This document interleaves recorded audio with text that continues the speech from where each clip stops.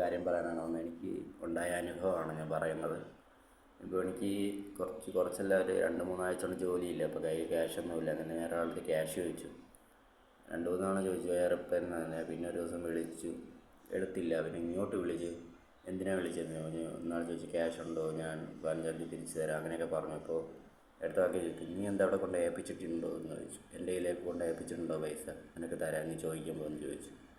എൻ്റെ അടുത്ത് തിരിച്ച് മറുപടി ചോദിച്ചു. പക്ഷേ എനിക്കൊന്നും പറയാൻ പറ്റില്ല. കണ്ണിൽ നിന്ന് വെള്ളം വന്നു. കാരണം ശരിയാണ്, ഞാൻ അവരെ കൊണ്ട് ഏൽപ്പിച്ചിട്ടില്ലല്ലോ പൈസ. പിന്നെ അവരെന്തിനാണ് എനിക്ക് തരുന്നത്?